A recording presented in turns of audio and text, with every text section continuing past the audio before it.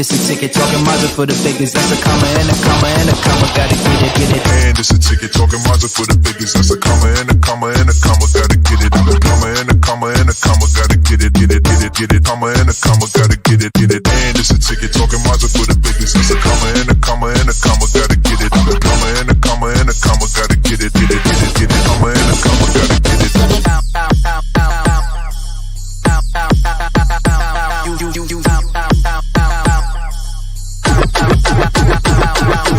And it's a ticket, talking Mazda for the biggest. That's a comma and a comma and a comma, gotta get it. A comma and a comma and a comma, gotta get it, get it, get it, get it. Comma and a comma, gotta get it, get it. And it's a ticket, talking Mazda for the biggest. That's a comma and a comma and a comma, gotta get it. A comma and a comma and a comma, gotta get it, get it, get it, get it. Comma and a comma, gotta get it, get it.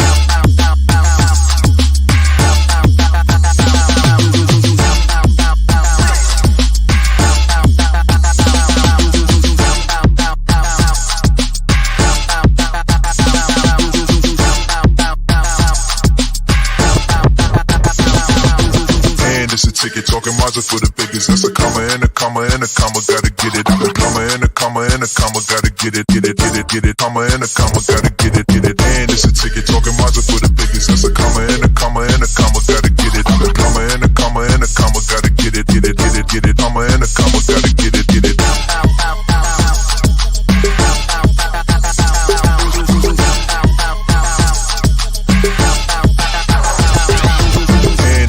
Talking Mazda for the biggest. That's a comma and a comma and a comma, gotta get it. A comma and a comma and a comma, gotta get it, get it, get it, get it. Comma and a comma, gotta get it, get it.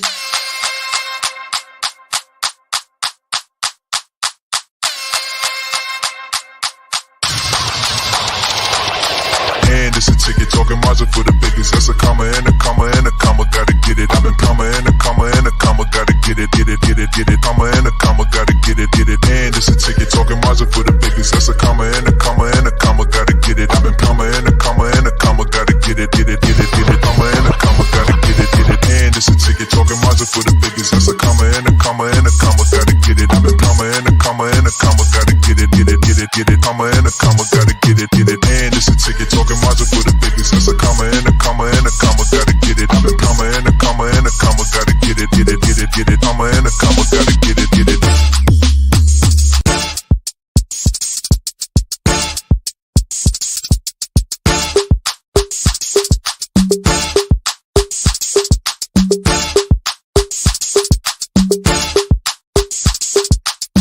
It's a ticket, talking Mazda for the biggest. That's a comma and a comma and a comma, gotta get it, get it. And it's a ticket, talking Mazda for the biggest. That's a comma and a comma and a comma, gotta get it. A comma and a comma and a comma, gotta get it, get it, get it, get it. Comma and a comma, gotta get it, get it. And it's a ticket, talking Mazda for the biggest. That's a comma and a comma and a comma, gotta get it. A comma and a comma and a comma, gotta get it, get it, get it, get it. Comma and a comma, gotta get it.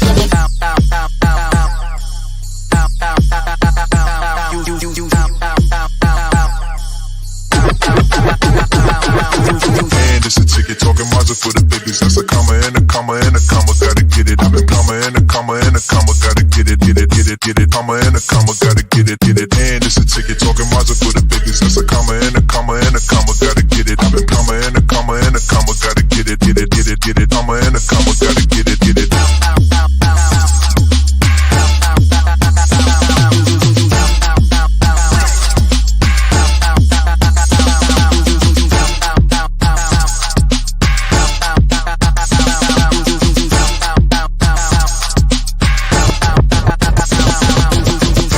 Ticket, talking Mazda for the biggest. That's a comma and a comma and a comma, gotta get it. A comma and a comma and a comma, gotta get it, get it, get it, get it. Comma and a comma, gotta get it, get it. And it's a ticket, talking Mazda for the biggest. That's a comma and a comma and a comma, gotta get it. A comma and a comma and a comma, gotta get it, get it, get it, get it. Comma and a comma, gotta get it, get it.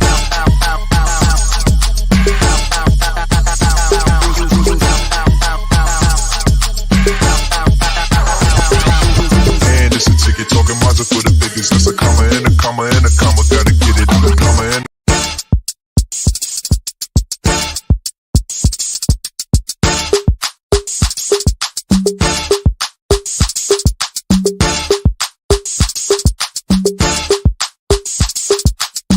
it's a ticket talking Mazda for the biggest. That's a comma and a comma and a comma. Gotta get it. And it's a ticket talking Mazda for the biggest. That's a comma and a comma and a comma. Gotta get it. I'm a comma and a comma and a comma. Gotta get it. Comma and a comma. Gotta get it. And it's a ticket talking Mazda for the biggest. That's a comma and a comma and a comma. Gotta get it. I'm a comma and a comma and a comma. Gotta get it. Comma and a comma. Gotta get it.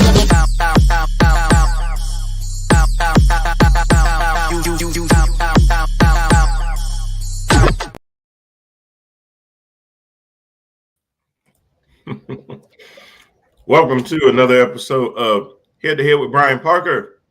I am he. And we are definitely back for another week of conversation. I apologize. We've been out for the last 2 weeks, Lori? About 3. Wow. Okay, yep. So last week was Thanksgiving. I'm definitely want to take some time off from that.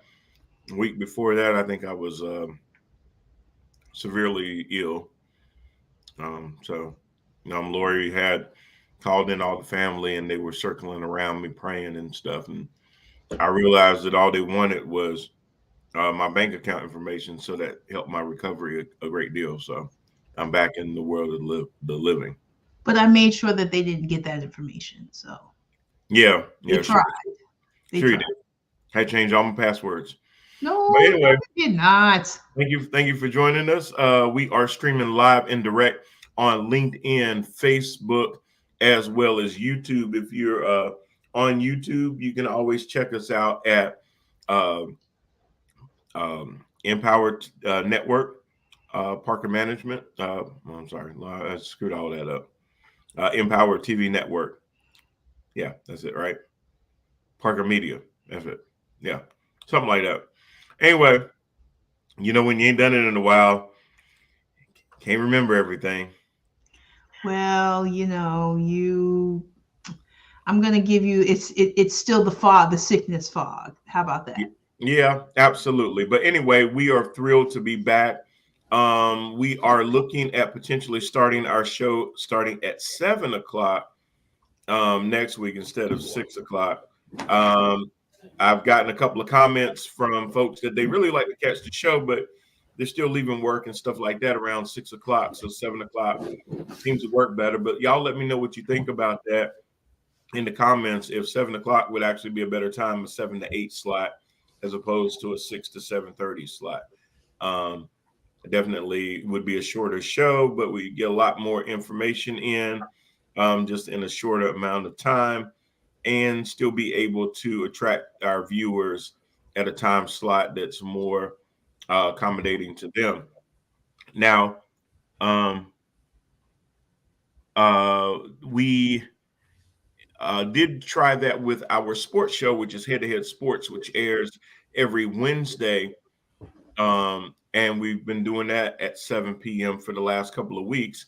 And we've noticed a spike in viewership and folks being able to come on and engage. So we definitely know for the sports guys that the 7:00 hour seems to do a lot better than the 6:00 hour. So definitely looking to make sure that we are accessible to you guys whenever. Good evening, Miss Erica. How are you doing? Hope everything's okay with you. And let's welcome our panel today. We have Ms. Lori Parker. How you doing, Lori? Hello. Hello. And let's also welcome in Mr. TNTBS, host of Elephant Exposed on YouTube, and that would be Mr. CJ Jones. How you doing, sir? Nah, I'm gonna stay around, bro. I'm gonna stay. Okay. Well, shalom and assalamu alaikum and all that. So it's funny because, I'm going to go ahead and jump in because I got 3 weeks of things that have happened since we've had the show to kind of cover. And one of the main things that was going on when last seen this show, there was a onslaught of red waves coming in the form of midterm elections. And it was a bloodbath. It really was. It was so terrible on election day. Typically what happens is that the party that is not in power in elections, the midterm elections become a referendum on that party. So basically, the party out of power, all they really have to do is basically say, hey, we're not them, vote for us. Because especially when you're having things like things that even, Lori, I look at it this way. And I know you're not the biggest sports person in the world, but surely you can appreciate this. Sometimes a quarterback of a team will get more credit than they deserve because the team is doing well, whether they have very little to do with it or not. But then a lot of times when the team isn't doing that good at all, sometimes the quarterback gets too much blame, or it's the coach that gets too much blame, or whatever the case may be. So sometimes you're a product of your environment. And in politics, we run into the same thing where a lot of times the party that's in power gets blamed for a lot of things that they have no control over whatsoever. So, for instance, gas money is a perfect example. There's very little that a sitting president, whether they're a Republican or a Democrat, can do about the flux of gas prices. There's the main thing that government as a whole can do about gas prices is reduce our dependence on gas.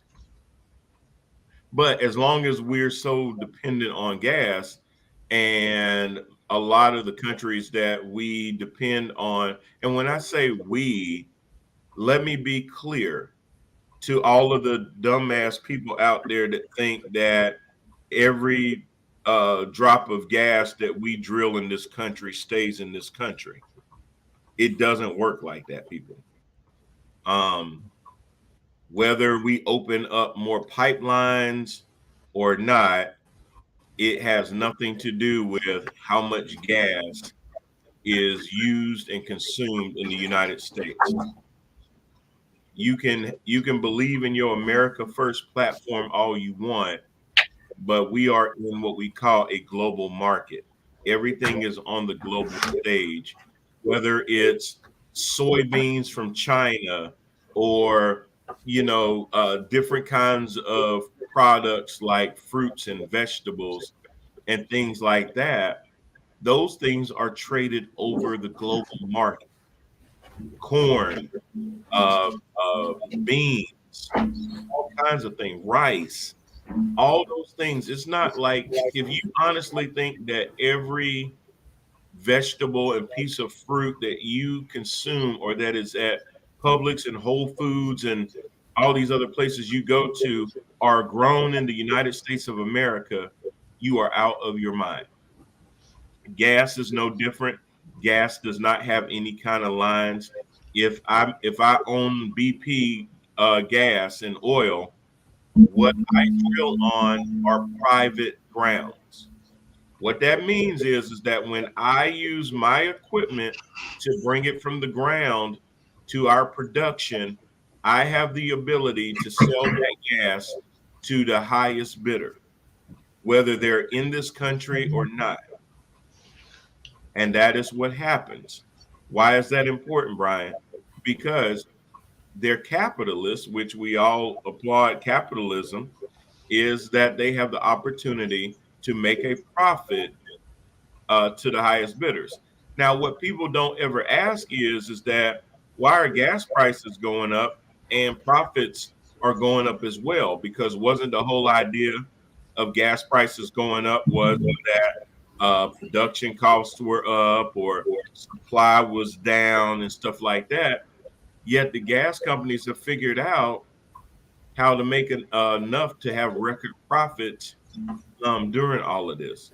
Other companies and industries that are claiming supply chain issues and everything else are going through the same thing where they're experiencing record-breaking profits. And if that's the case, then why is the consumer continuing to pay more and more and more based off of the excuses that were given? So when I talk about gas prices, y'all, it's an easy thing to attach to a U.S. president, but it's a lot more complex and complicated to that. And simply having that single-minded notion that gas that is drilled in the U.S., all of that gas stays in the U.S. You'd be surprised. I listen to a lot of these clips on CNN and Young Turks, excuse me, when they talk to people, and they're really under the impression that all the gas that is drilled in this country stays in this country. They don't understand that it's not, and they don't understand that when OPEC decides that they're going to go up on the cost of petroleum, the affected impact that has everywhere globally, and it's not so much the control of a U.S. president, how much the cost of gas is. But Brian, I just have to say, at currently, as I said, I know as you're talking about gas as a commodity, but like in the recent times, and I'll say for myself, I think I went to fill up my gas tank, and the price that I saw at the gas station where I was $3.19 a gallon, which is pretty cheap than the record prices we were getting before. Right. So what is happening?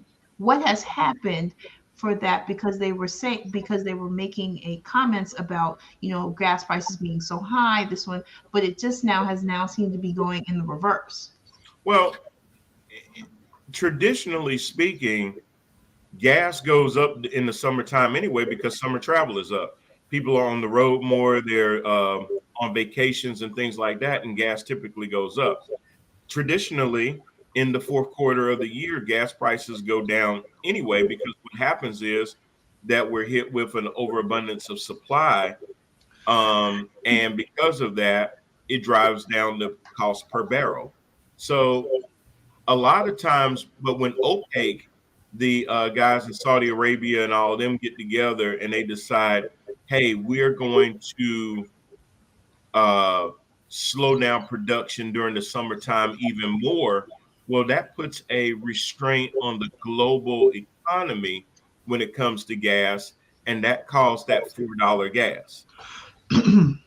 But gas typically is up anyway in the summertime, but it went up even more, and people started losing their minds and wanted to blame folks that had nothing to do with.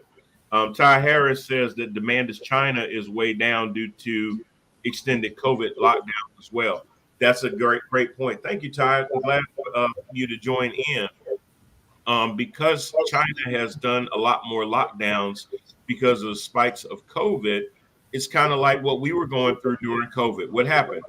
Gas got really, really cheap because people were sheltering in place. There were lockdowns and things like that, right? Absolutely. So that affected their economy.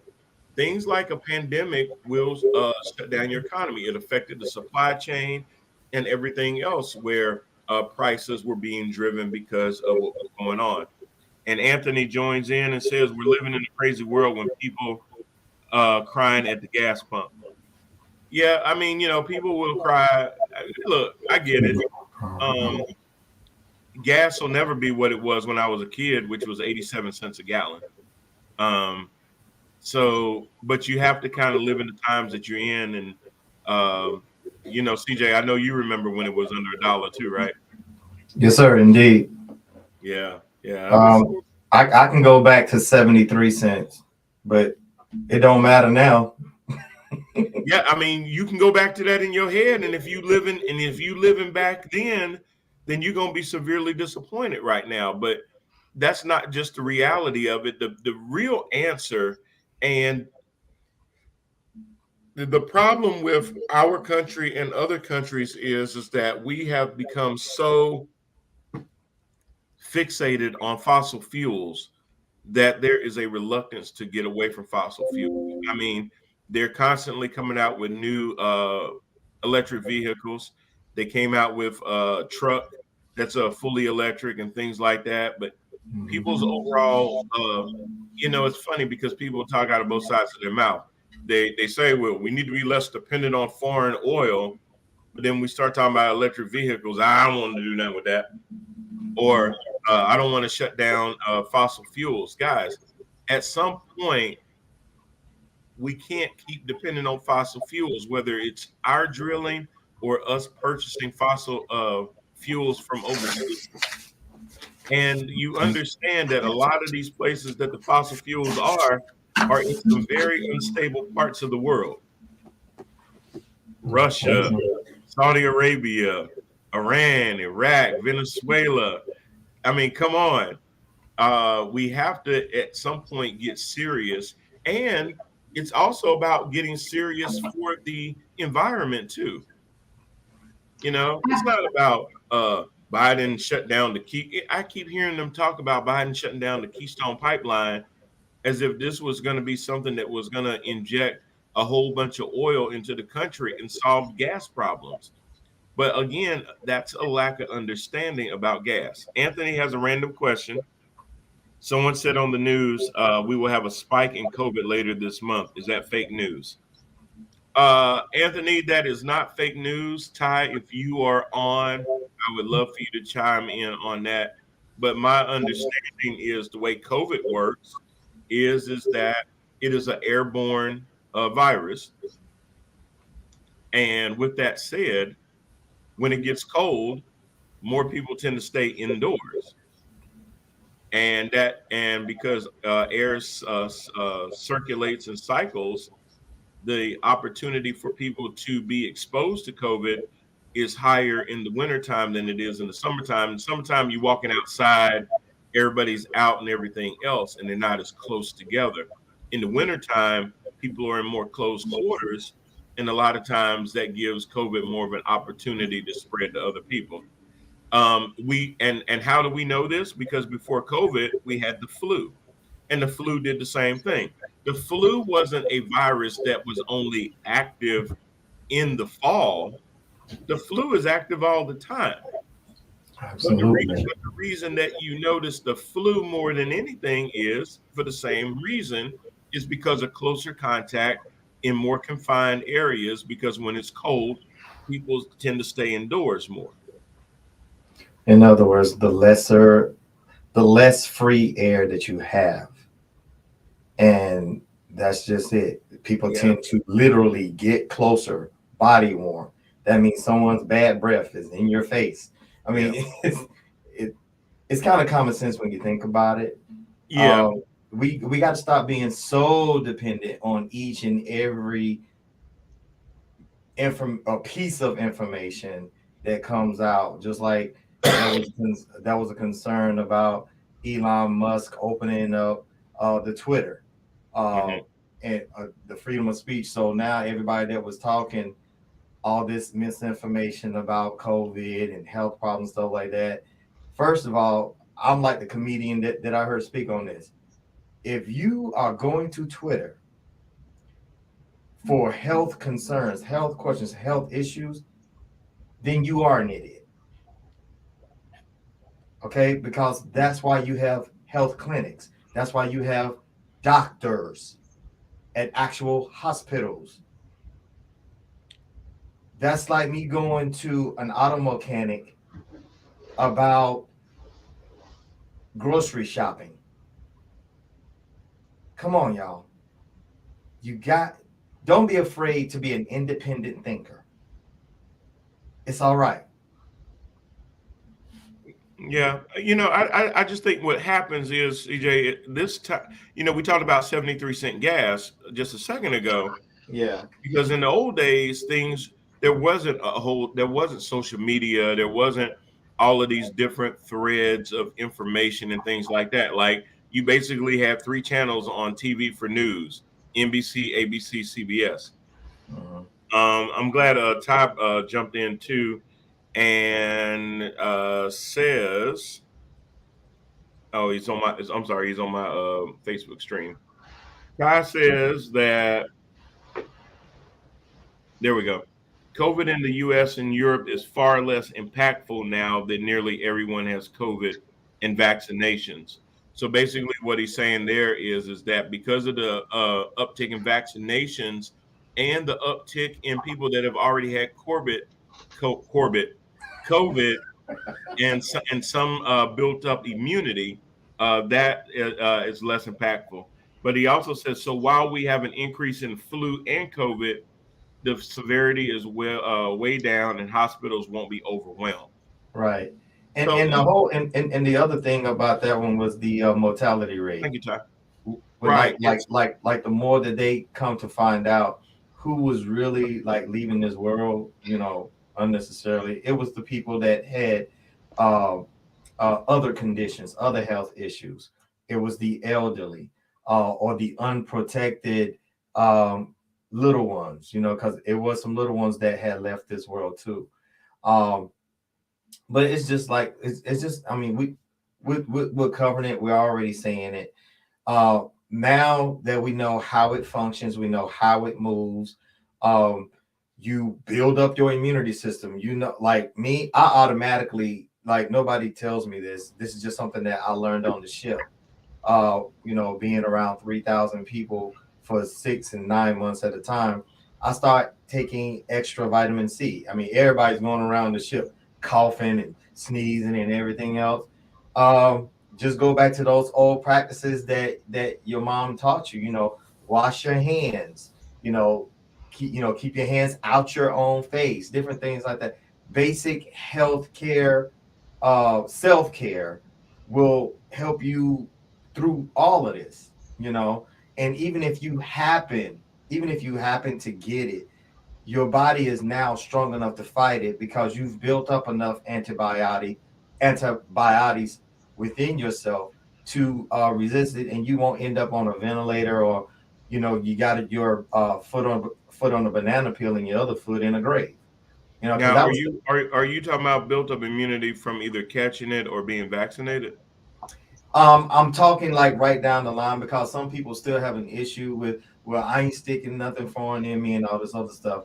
I can speak from having basically from the point of view where I didn't have a choice, because if you was going to be in the military, you was going to get stuck regardless. But even if not, even if you choose, okay, I'm not going to put nothing in my body, there's still things that you can do to help protect yourself just by staying clean, keeping your body clean. You know. But the vaccine is the most proven thing to actually fight against your regular antibodies aren't going to fight off COVID. Okay. Not completely. I mean, because COVID, that's what I was saying. Because with viruses, see, the problem with some of that, CJ, is that viruses are strains that will mutate.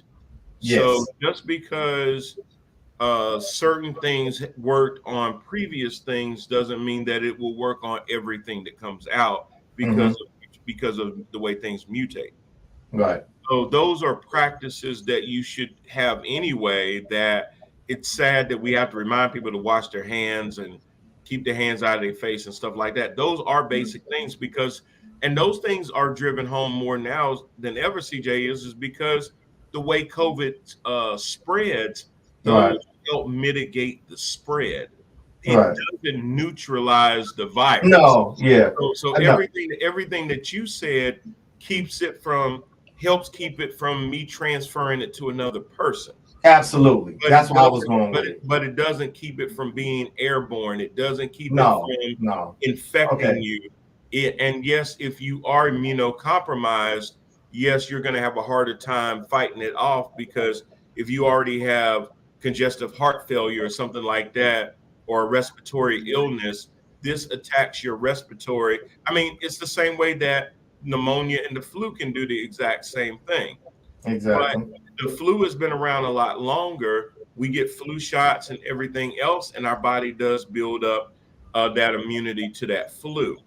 The same way, I would still encourage people. I'm not encouraging people to say, hey, don't get a COVID shot because you're going to have some damn orange juice in the morning and wash your hands. I don't want people to believe that either. I think those things help, but I think that just because those things help, you still need to get everything out there that's available. Yeah. Thank you for help clearing that up, because that's where I was going with it. So if I came across like I was trying to do one or the other, I wasn't. No. I'm shot, bro, and I'm boosted. Oh yeah, and, oh yeah. Oh, I know you are. I know you are. I know you are. But what happens is that people will watch stuff and they'll cherry pick information and say, yeah. See, I heard all you got to do is drink some orange juice and no, that is not what I'm saying. Yeah. So I just wanted to be clear that those are great precautions, because whether there's a virus out there or not, hell, you need to wash your hands anyway. And just for some of you nasty SOBs that I see when I leave public restrooms, look, if you at your home and you get up and you ain't necessarily washing, hey, that's on you. But if you're in a public area where people done touch the same thing that you touching, and you get up and make a conscious decision not to wash your hands, you're a nasty MF. But anyway, that's a whole nother conversation. I ain't gonna get into that yet. But going back to the election and the red wave, it was very interesting that the Republicans really anticipated. And you know what? There's that saying about getting high off your own supply. Oh yeah. All the right-wing media and everybody kept talking about the red wave like it was definitive. And what they were basically doing was they were hyping themselves into believing that historically the party out of power gained so many seats.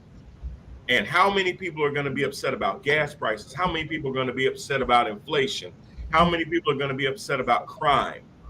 And there was a stat, and I wish I had it with me, where Fox News ran so many stories before the election, Lori, about the amount of crime in the border, and people coming across the border, and you know, anytime migrants, you know when you see crime stories and immigrant and caravan stories on Fox News, Newsmax, OAN, and all of those, you know that there's election must be getting ready to come up. Oh yeah. It seems like big giveaway. Crime is at its worst right before an election, and right after an election, a lot of these outlets haven't said almost two things about crime, very little about the border, absolutely nothing about any caravans. So it's obvious that it's more of a scare tactic, and I think a lot of voters are starting to get turned off by these scare tactics. Where I would hope so, because every time before an election, they keep hearing about how Mexicans are going to come rape you, your family, steal all your stuff, how black people are taking over the country, and in a couple of years there won't even be no white people because they're trying to replace you. They start talking about critical race theory. They start, all these different scare things. So people are scared of an unknown, and it just did not happen. And here's the other thing. Mitch McConnell tried to warn his party months ago and said the quality of candidate matters. And his party would not listen to him. And listen, it's hard for me to ever agree with Mitch McConnell. Yeah. Oh my God. You know what? He's right, but they ain't going to listen to him because all of these Trumpy, fringe, election deniers and everything else are running rampant. And see, here's the thing. Donald Trump is a polarizing figure, but you can't be him. Mm-hmm. You can adopt some of his policies, but you can't walk the way he walked. You can't talk the way that he talked and think that people are going to gravitate to you like they gravitate to him. Even if people call you Trump 2.0, mini Trump, Trump mini me, whatever, and you think that those are enduring words, there's only one Trump. And the way that Trump manages to move in and out of situations and legal things and things like that, Oath Keepers, don't believe that you can get out of stuff like that. But that's the thing. And see, that's why I said Trump himself, he's more than just the physical man now. He has become an ideology. Right. So even without Trump around, the party is what we call Trumpy. There used to be a very fringe element out there that was always kind of um, um, Extreme. well, they've always been extreme, but they were kind of diminished a little bit or put in their place, so to speak, They took the cameras off of them. because they had what they called more reasonable Republicans controlling the party. Now, they always knew they had a fringe element, whether it was back in the day with the Tea Party, and then the Tea Party became the House Freedom Caucus. And now the House Freedom Caucus is really the party of Trump. And before, that was a small section of their party. But what's happened is over time, just like a virus, just like a cancer, if you don't treat the cancer, it spreads, it gets bigger, it mutates, it develops into something bigger than it used to be. So those voices, while you used to kind of hear the random Steve Kings of the world in the party, now Marjorie Taylor Greene and Paul Gosar and Louis Gohmert and Matt Gaetz and Marjorie Taylor Greene make Steve King look like a moderate. Yes. Because there's so many more of them now. And it's just going to continue to keep growing. So that crazy wing of the party has gotten enough of a base now where they can mandate a lot of things. So what I mean by that is this.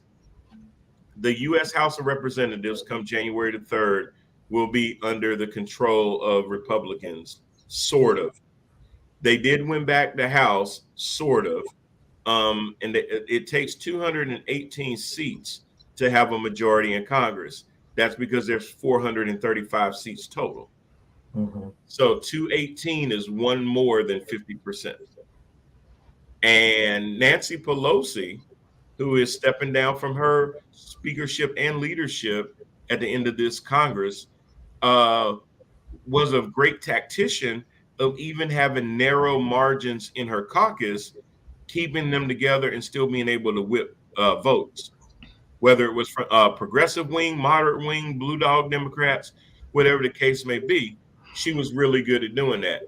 Kevin McCarthy, who is aspiring to become Speaker of the House, is not going to be able to do the same with a 4 or 5 seat majority.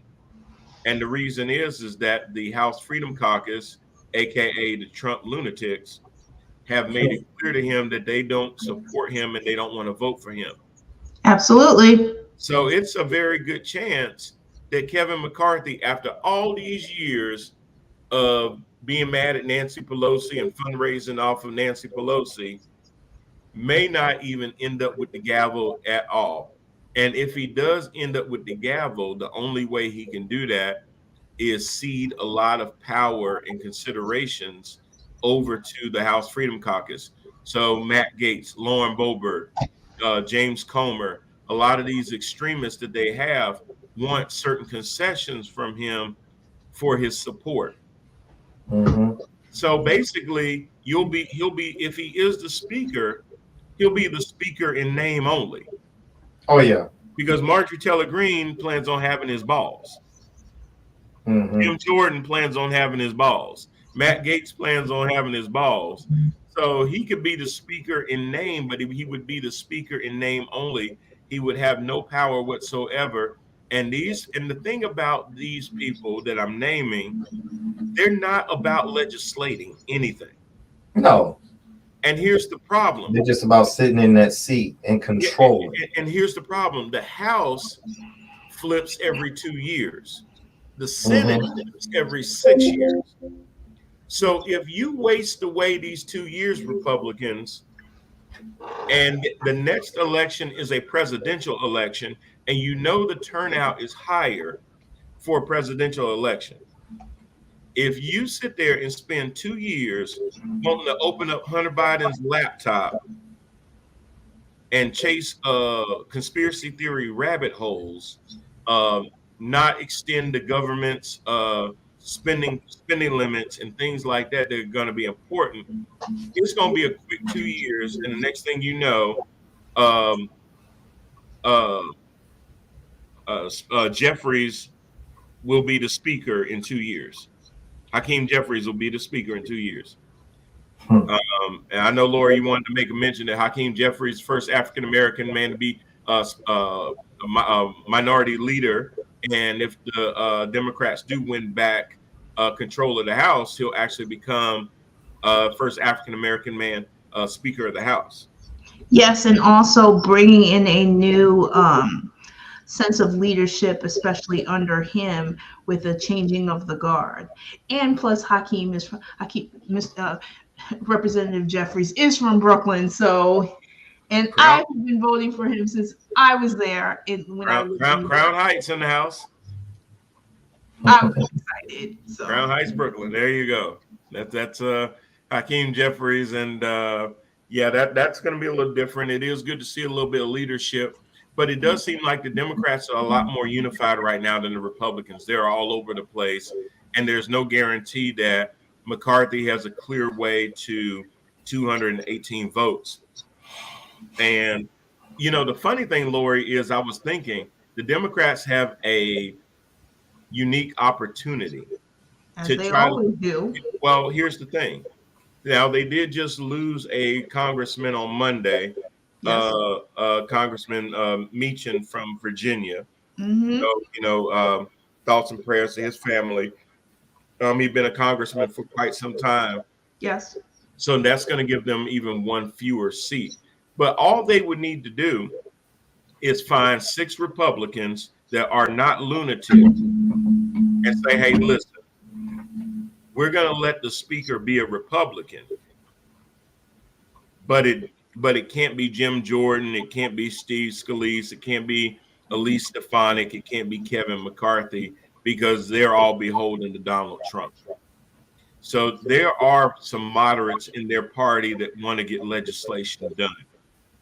And they could approach and find 6 Republicans and say, if you all vote for this person, we will back. We know that you ain't going to back Hakeem Jeffries. We ain't going to find 6 Republicans to vote for a Democratic Speaker of the House. Right. But we could say to you, as long as you don't go for Jim Jordan, Marjorie Taylor Greene, Lauren Boebert, Paul Gosar, Matt Gaetz, the wackos, and choose somebody that's a more reasonable Republican, we'll back them as Speaker of the House. I think they have a better chance of doing that than Kevin McCarthy has of finding enough people in his own caucus to back him. Because it's due to the, as you were talking about earlier, the red wave, which is really the red trickle. Yeah. Well, a lot, and a lot of them are trying to blame McCarthy more for it than Trump. Now, some people are starting to blame Trump. I heard one senator, yes. I heard one Republican governor said, Trump always talked about we be winning so much that we get tired of it. I'm tired of losing. And that was the governor of Maryland. Yes. That has said, you know what, our party has just been horrible because Trump kept telling us we're going to win so much, we're going to get sick of winning. He said, well, I'm sick of losing. Wow, that's funny. And yeah, well, here's the thing. They're starting to wake up to the fact that Donald Trump endorsing people actually has a negative effect on their ability to win. Donald Trump supports people that will win primaries, but he doesn't select people that can win a general election. So he'll get all these crazy wackos of the base out to support a primary candidate like a Carrie Lake, a Blake Masters, folks like that, but Dr. Oz that are just too right-wing to win a general election, but they'll win the primary. So then they'll go against that person. And I will say this too. Democrats caught a lot of heat for spending some of their money endorsing the wacko candidate. Because what they would do is if there was a reasonable Republican running against the wacko, they were injecting a lot of their campaign finance money into making the wacko look good and the reasonable person look bad. because they knew if the wacko made it through to the finals, the general election, they would be easier to beat. And for a lot of races, that strategy worked. But they caught a lot of hell from a lot of people that said they shouldn't be doing that. That could backfire on them. It could be better spent on a lot of our candidates and things like that. But listen, in politics, there's one goal: to win. Your goal is to win. I never thought it was that bad of a thing. It would be bad if it did backfire. But as much as we always talk about how Democrats don't get their hands dirty, Republicans always doing some of this ill stuff, and all Democrats do is just take it on the cheek and say, I'll have another. Then they finally do get a little dirty, and everybody starts clutching their pearls. So it was kind of good to see them not stoop into the mud, but at least sling a little mud around. and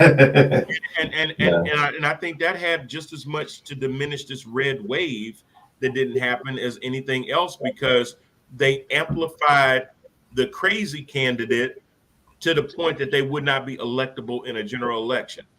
Yeah. Because like I said on this show before, we have to understand that when it comes to an election, everybody is going to stay in their corners. And who really decides these elections are more of your moderates and your independents, who tend to be more in the middle. Now, how do I know that that's true? If you look at the Georgia election, because of Herschel Walker being so toxic, Brian Kemp, who was the leading Republican in the state of Georgia because he was rerunning for governor, actually pulled in 200,000 more votes than Herschel Walker. So what does that tell you? That tells you that people did not just straight ticket vote for Republicans that day. If they had, Herschel Walker would be in the U.S. Senate right now. Yes. But because he's so bad, 200,000 of them said, you know what? Brian Kemp is my governor. Raphael Warnock is my senator. The same person that voted for Brian Kemp voted for Raphael Warnock 200,000 times, because Herschel Walker is that terrible. Yeah. Not everybody drinks that Kool-Aid. I mean, right. And that's but in a day and age where everybody's so party driven, there were 200,000 defectors of Republicans that voted for Raphael Warnock over Herschel Walker. Yeah. And that's also, and again, that it goes down to what I heard when I saw. I don't know if you guys may have have seen it as well. I was on YouTube and MSNBC, and even I think it was on the Turks too. They highlight they did a highlight of a Herschel Walker reaction, just at random, and not to make the man. I'm never trying to pick at someone's mental capacity. I mean, autism is real, retardation is real, the whole nine. So that's not what I'm picking at. But one of the comments that was made whenever they did this reaction panel to the highlights of what Herschel Walker was saying was that these are people that were everyday, different ages, different walks of life, the whole 9 yards. And the common thread of what they were saying was this: Herschel Walker as an entertainer, that's fine.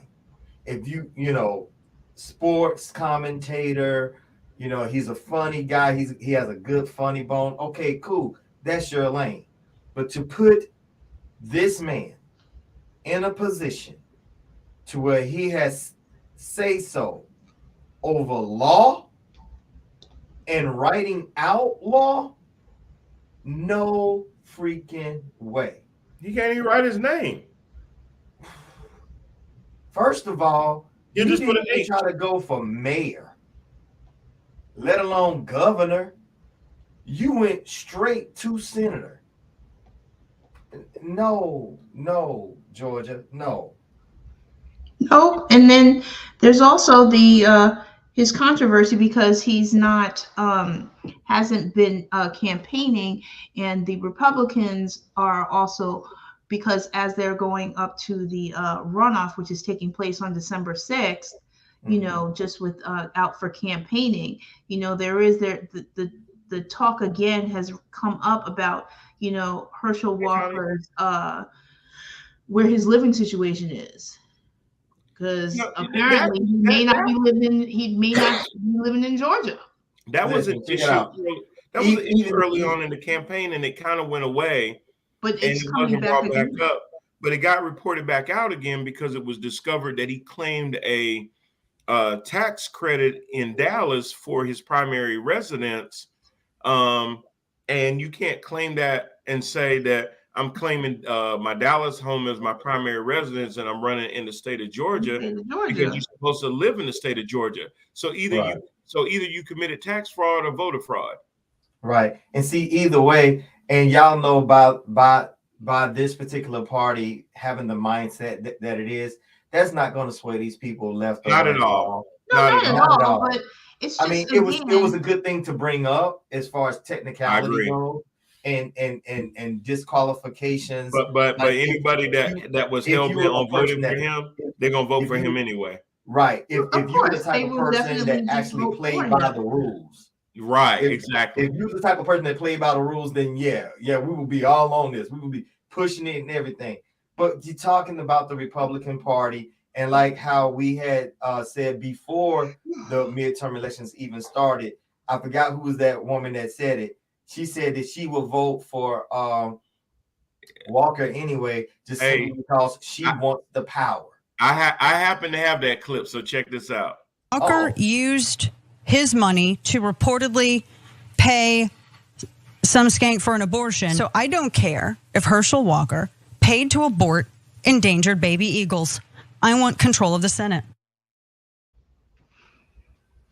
You know, it used to be that they wouldn't say the quiet part out loud, but that was it right there. I mean, Dana Loesch is who that is. I had no idea that you had that clip, by the way. It was funny you had said that, because I was sitting there looking to see if I still had it, and I'm like, oh yeah, I still got Dana Loesch's clip where she basically said the game.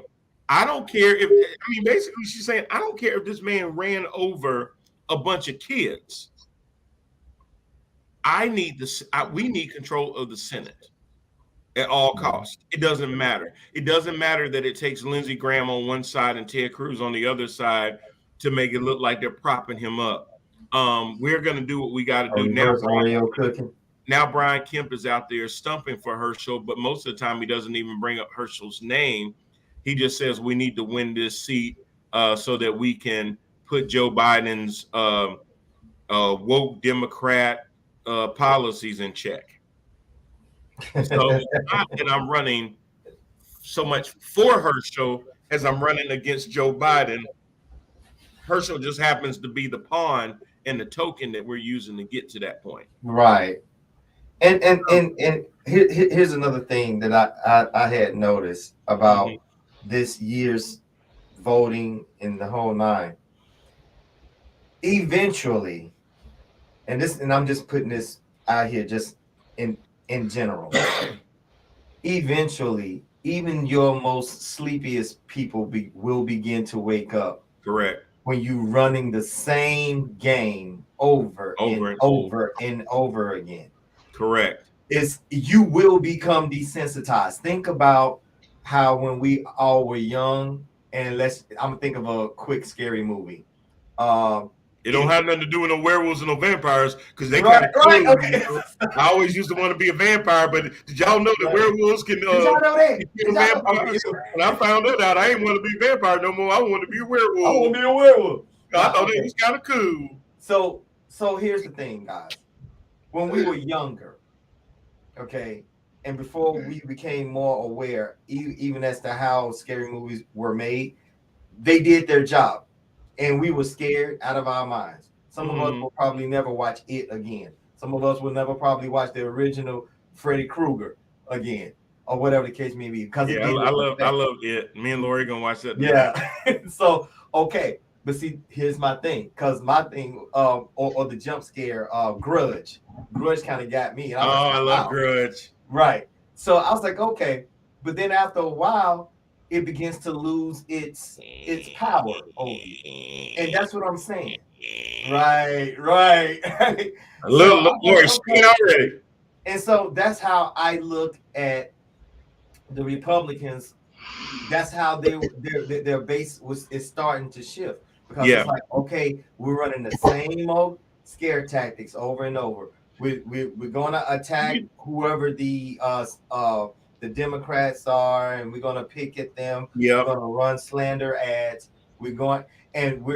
And every time you ask them a direct question, we'll just deflect and, hey, oh yeah, what about this bird over here? You know. Well, to your point, CJ, you're right. You're absolutely right. They did all the scare tactics, but they never offered up a plan of their own. Exactly. And they still haven't offered a plan. Even the National Republican Party said we don't have a platform when Donald Trump re-ran. They didn't have a platform. It's whatever Donald Trump says. That was their platform, was whatever normally they list a list of things that they're committed to as a party. They came up with nothing. They thought it was just enough to run against Democrats, but never say what you were for. It'd be like, so what are you guys going to do about climate change? Black people. Oh, you got to get rid of this critical race theory. What are y'all going to do about gas prices? Oh God, drag queens, transvestites. You know, do you really want someone teaching your? See, first of all, okay, CRT. First of all, the only difference between the days that we live in now versus the days when we were coming up as kids is this: the accessibility to know, aka the internet. We got to stop acting like homosexuality is a brand new thing.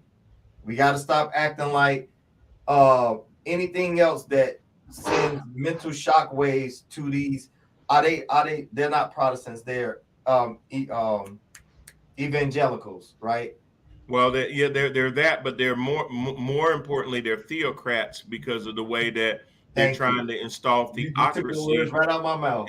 Into government policies and positions that if you're not straight, white, and evangelical, then what your lifestyle is abhorrent to our lifestyle, and it has to be put out. And that's another way we're gonna take our country back.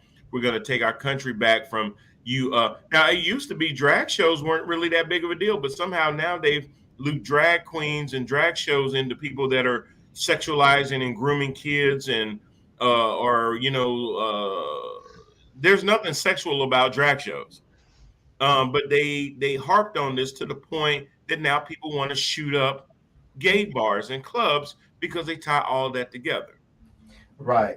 And I've always said this to my straight white Republican friends.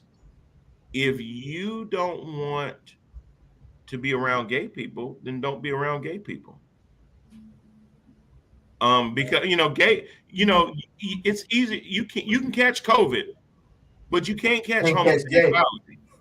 Either you gay or you not. You can't catch gayness or catch COVID. You don't need no booster. You don't need no vaccine. Yeah. If you wasn't a little curious, listen. When you honestly, they just telling it on themselves, Brian. So, yeah, exactly. They really are. So Republicans, I'm gonna give y'all some help. When you go into the men's bathroom, and there's 4 stalls, and you see a dude standing at a stall, so you won't be tempted to look over, skip a stall. And then you can make sure that you can remain the alpha that you think you are.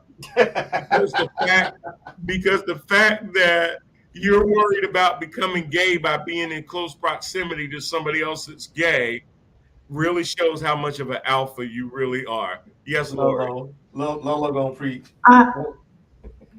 Seriously, y'all really have these thoughts in the urinals in the bathrooms? No. But it is No, it man ain't no code, y'all, Lord. baby girl. Lord. But to help you out, it is normally man code that if there's 4 stalls and there's only one dude there, you don't go up to the stall right next to him. Beside him. No, absolutely. Or that's in general, as even if you're lining up.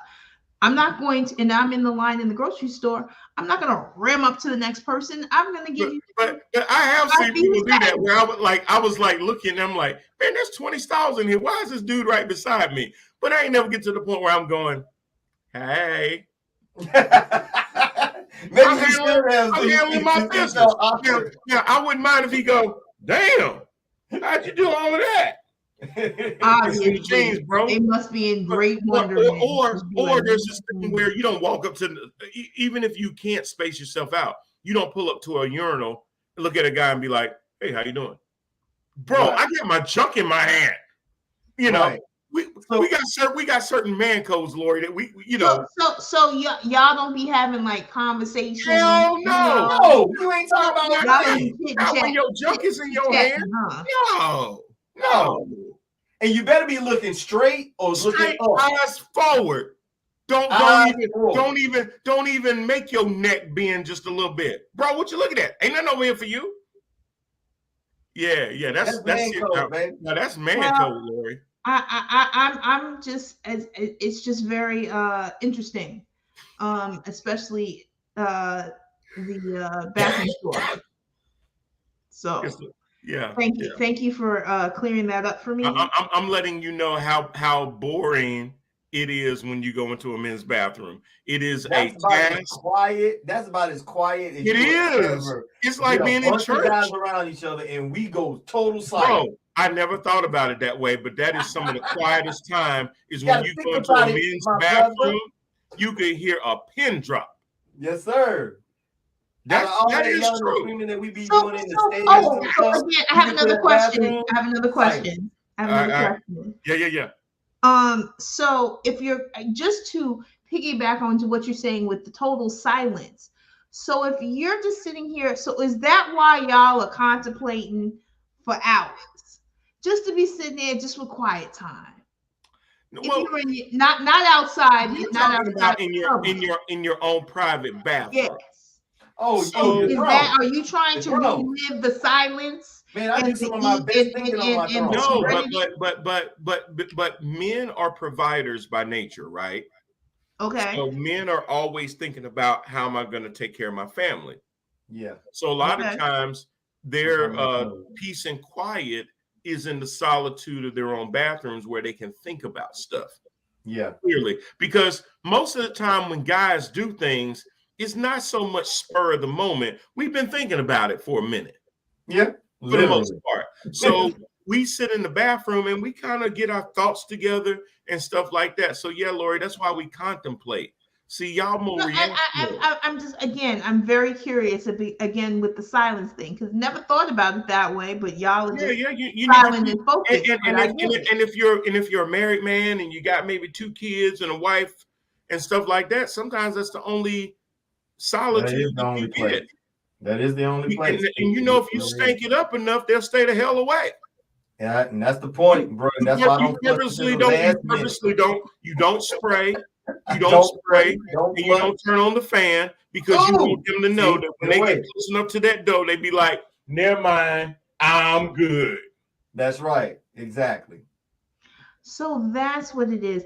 This is a very interesting thing into man code. I appreciate the little tidbits. Thank you. So I know now how to proceed forward. Yeah, there's a reason. When you get up to about the 4th or 5th step coming up the stairs, you already know where I am.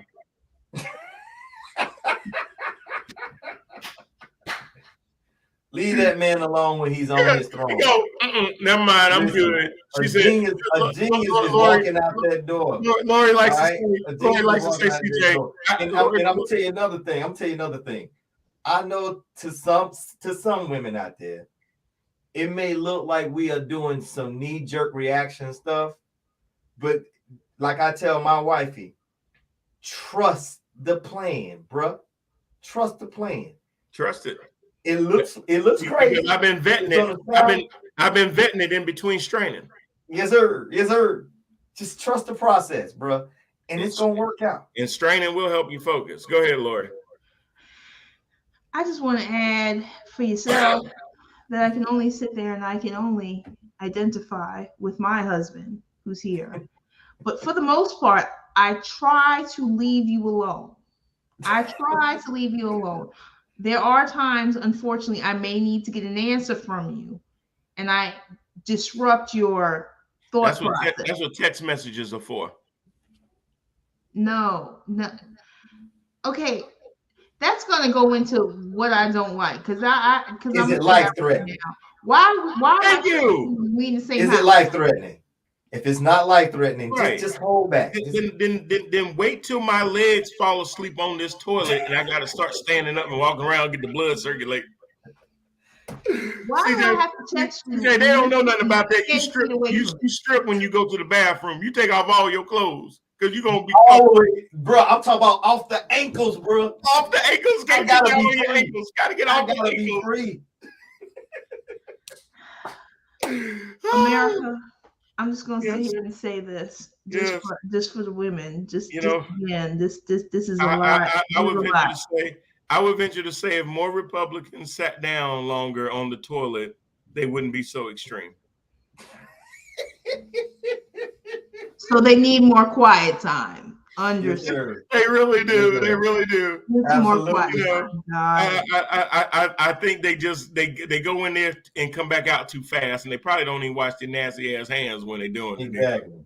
Yeah, but that's a whole other thing. I was going to looking a little ashy, a little powdery. I wonder. I was going to close this out with this whole clutching of pearls about Kanye West visiting Mar-a-Lago with Nick Fuentes. And I will just say this, y'all.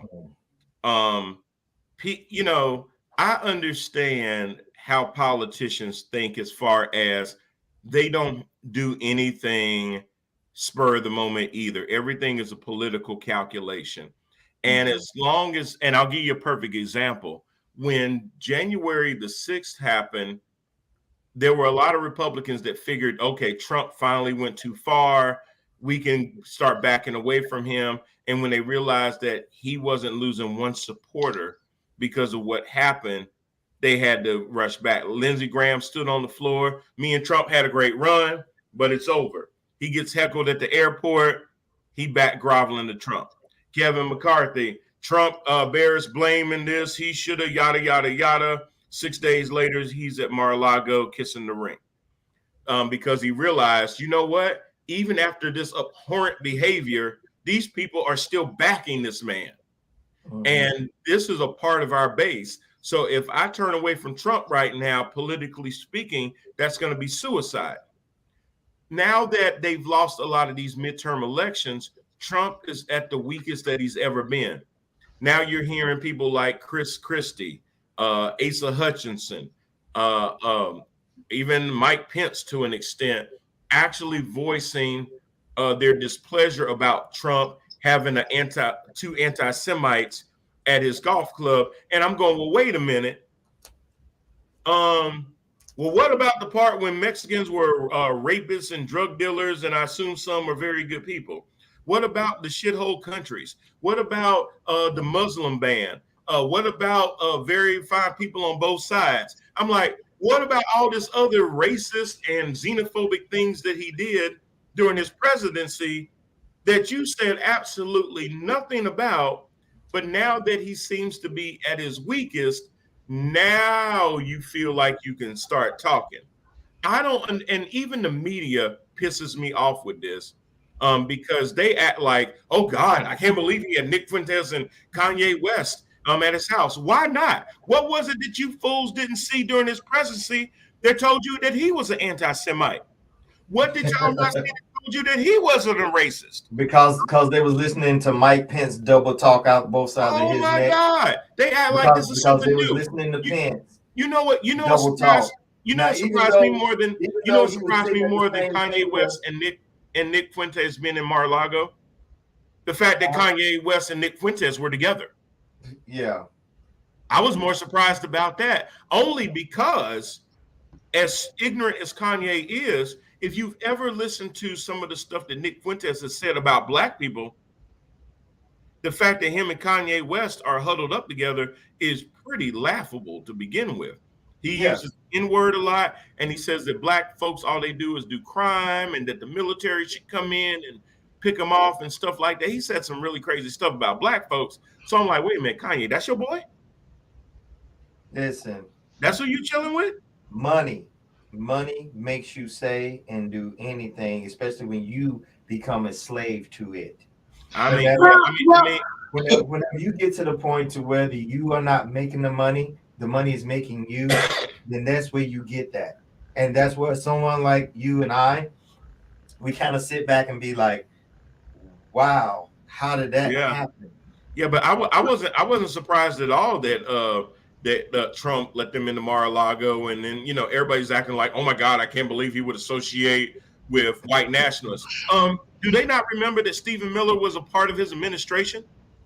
My God, I mean, these people's memories just kill me. I'm like, y'all are really gonna act like you surprised? But Republicans depend on that.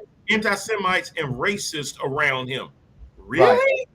See, that they actually depend on people having goldfish memory.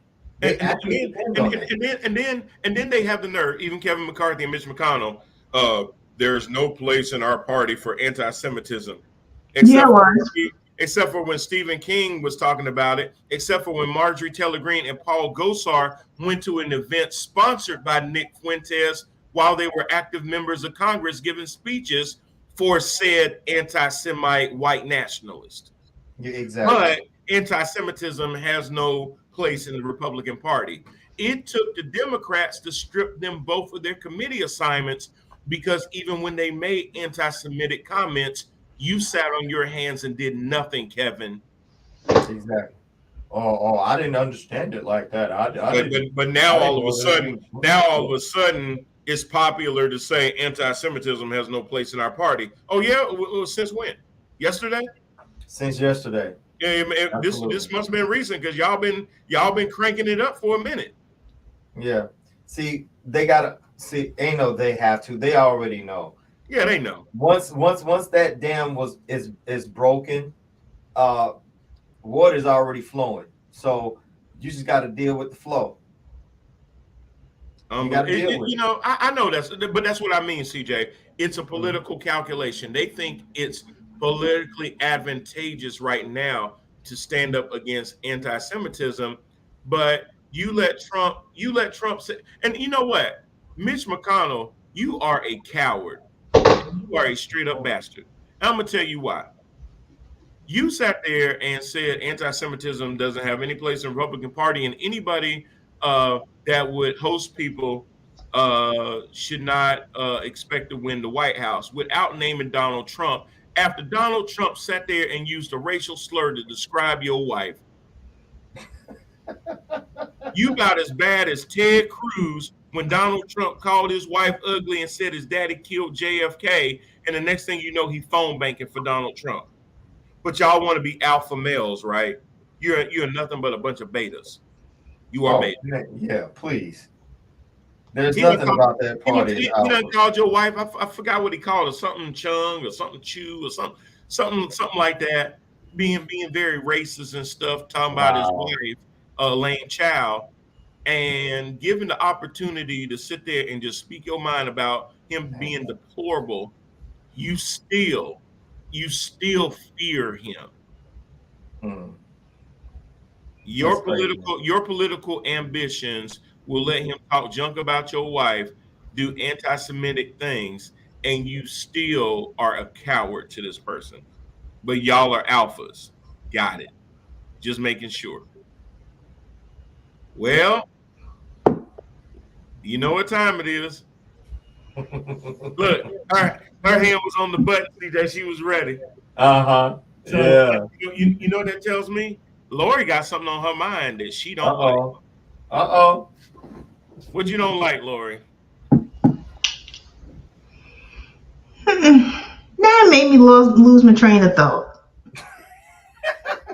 I'm gonna come back to you. I'm gonna come back to you. CJ, you got anything that's been going on that you don't like? Shoppers, baby. Shoppers. And well, you know what? I'm assuming that they are shoppers. Okay. I'm assuming that they are shoppers. Here's the thing.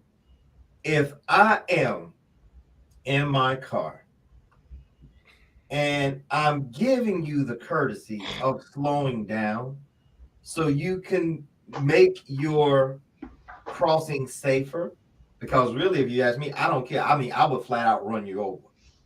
But since we are living in a more sensitive time, if I am giving you the courtesy and allowing you to cross the way, cross it expeditiously. Cross it expeditiously. Mm-hmm. Because you got about 2.2 good seconds before I'm on my accelerator again. Thank you. There you go. Well, if I can add on to that one, again, if I'm going to allow you or I'm going to slow down and turn and I'm letting you go, I need you all to stop and think. Stop stopping and thinking. Just go. Like, stop. They have to think to turn. Like, just turn. I can't.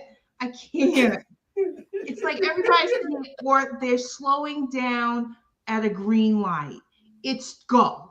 It's go. Slowing down at a green light. I had one about that, but I'm gonna jump on this one first. Okay. Because it's gonna be controversial. And if you want to come at me later, y'all can come at me. I can take it.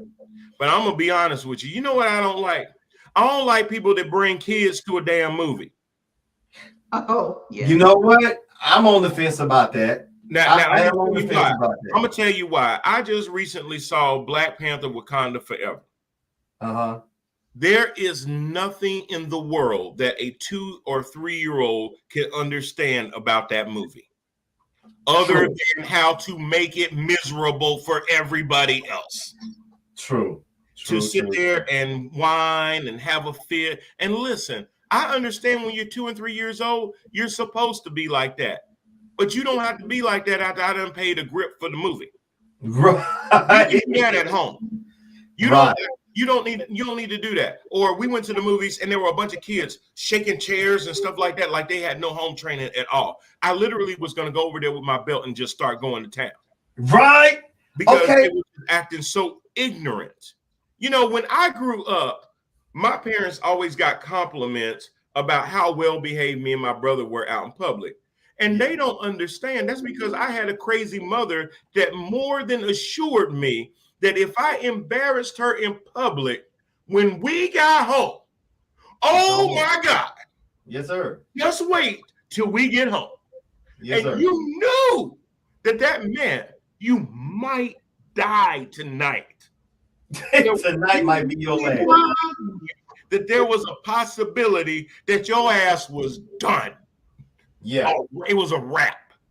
Yeah. So you had no choice but to be well behaved in public because you knew that there were consequences attached if you did not.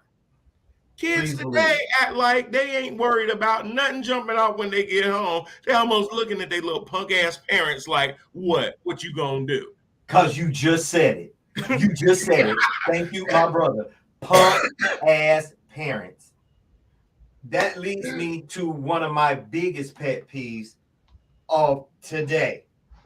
One of my biggest pet peeves of today starts with generation. What are they now? Z, I think. Yeah. Yes. Yeah. I think that's what they identify as. Okay. The millennials. Yeah. I have 3 of them. Okay. Here's my thing. The one in the middle. Mm-hmm. That's the one with the mouth. That's the one that's still a teenager, but she thinks she's in our position. Yeah. You don't pay no bills. And don't pay not the first damn bill. But yet and still. Not the first. Not the first. Not the first. Not the first. I mean, she can barely pay attention. Right. But then she can sit up there and have all the mouth and try to read you up and down as if you ain't spit. Right. So I almost went through the phone because somehow she got some liquid courage, or she ate some Yeah. I don't know, she been around some type of somebody's influence too long. Mm-hmm. And all of a sudden she was talking like she brought me in this world. Oh, yeah. You know that did not fly with me. Yeah. And so basically, long story short, putting it all together for my brother and my sister, I'm gonna let life teach her. Because it goes back to this old saying that how whenever my mom and dad generation used to tell us, once you think you're too big, once you think you are too grown, once you think you can't be told and you think you got all the answers, then you needs to be the heck up out my house. Because I will catch a case and I will do time. Because YOLA, what is that word I'm looking for? It's not narrow bond, but it runs parallel with privilege, entitlement. Mm-hmm. Because you have lived such an entitled life. You've been shielded and guarded from everything and anything, from actual having to deal. We took away, see, this is what we've done, and I blame us. We took away all they would be true issues in life, and especially when it comes to their social lives. Mm-hmm. We protected them from bullies. They don't know what it's like to get an actual scrape on the playground. They don't know what it's actually like to be patient and work for anything that they ever have in their life. So now they act like that they can tell you your shortcomings. Yeah. So life is going to touch this young lady. Of course. And then that's when the eyes will be open and everything else. But yeah. No, that's good. That's good, CJ. That's absolutely true. I totally agree with that. We've lost something along the way, wanting to, and every parent wants their kids to have a better life than they've had and opportunities and things like that. But it shouldn't be at the expense where you shield them from life. Exactly. You want to give them a better life, but you're shielding them from life. And the things of life that make you who you are not just the great things that have happened to you. It's a lot of the failures and disappointments and regrets have shaped you into the person that you are. It's giving you a more sense of wisdom and understanding about how things actually work. You don't just learn from the good, you also learn more a lot of times from the bad or the things that you would normally have somebody shield you away from. But if they shield you away from those things, they're not allowing you to experience life. Letting your kid get a scrape is not going to let them die. Exactly. But some parents would rather be their child's ace coon boom than to be their mentor and to be their parent. You're not my friend. So let the scrapes happen. Yeah. That's what they make Band-Aids for. She actually had the nerve to tell me that I was on a thin line with her. I guess I had to be approved by her. That alone made me crack up. She'll figure it out. I'm like, did she actually text me that I'm on a thin line as if like I needed her approval to be her dad? Mm-hmm. They go through that. Trust me. I know. They do.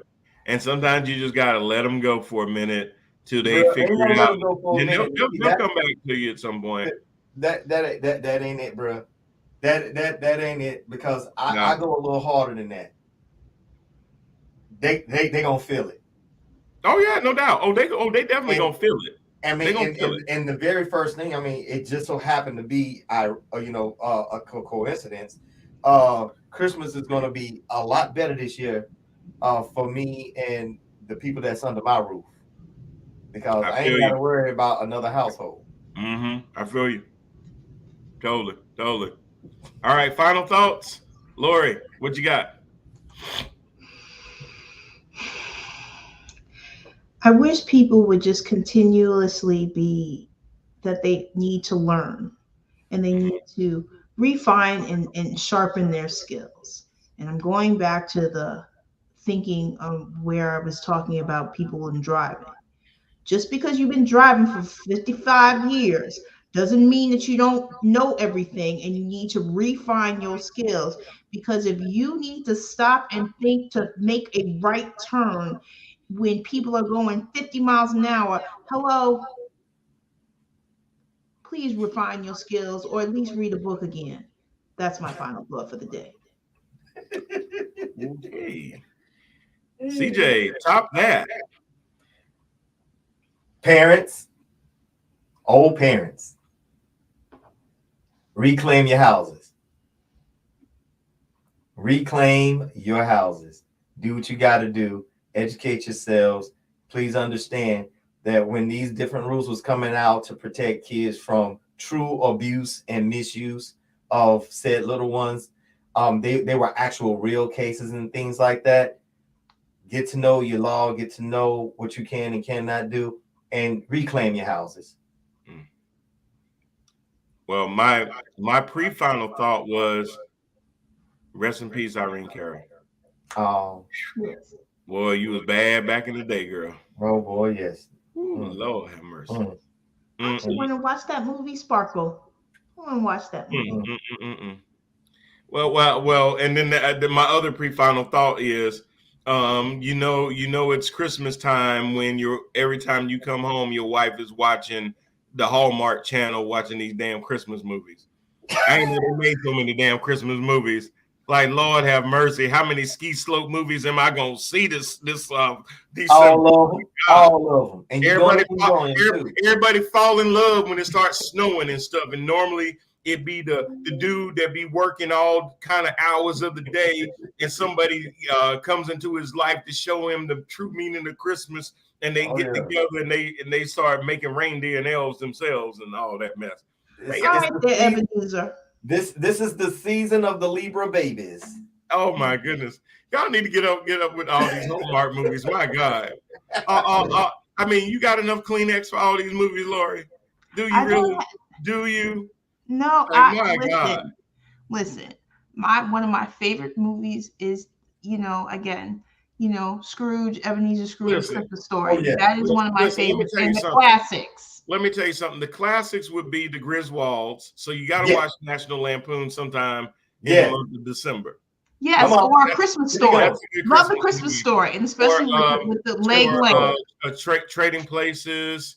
There's some other good Christmas movies out there, and we'll talk about that on the next show. What movies do you normally watch around Christmas time, just to kind of shelter it in, whether it's Christmas on 34th Street or Miracle on 34th Street?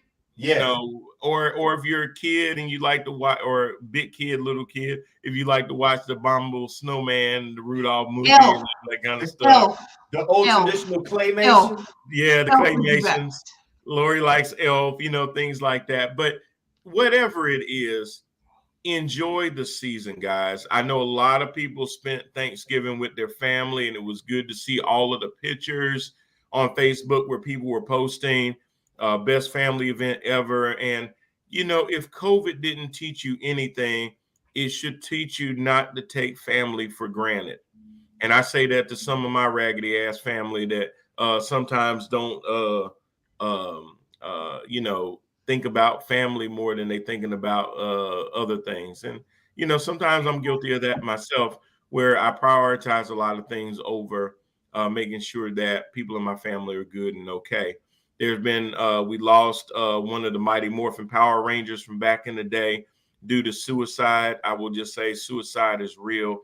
Make sure that people in your family, if you hadn't heard from them, just check in on them. Don't assume that they okay or they just being a little reclusive. Make sure that they know that there's somebody out there thinking about them and they have their back and things like that. Holiday times is a lot of times for people to be thankful and joyous, but for a lot of people, it's a time when they're the most depressed and in despair. So please make sure that you reach out to people and just say a kind word. You never know that kind word may be the difference between somebody taking their life this year or not. Just never assume just because what people post on Facebook is not real life. They could be posting all this on Facebook and be going through pure D hell at home. So never assume just because everybody's smiling on Facebook that they really live in that way. And I will end it there. So thank y'all for joining us again. Again, we're going to probably move the show to 7 o'clock starting next week, just so we can get a little bit more viewers, but it'll only be 7 to 8. So we will be shaving it down 30 minutes just so that we can kind of get it in. We thank y'all. Y'all stay safe out there, and we'll see y'all again next week. Thank you to my panelists, Lori Parker and Mr. CJ Jones. We'll see y'all next time. Y'all take care.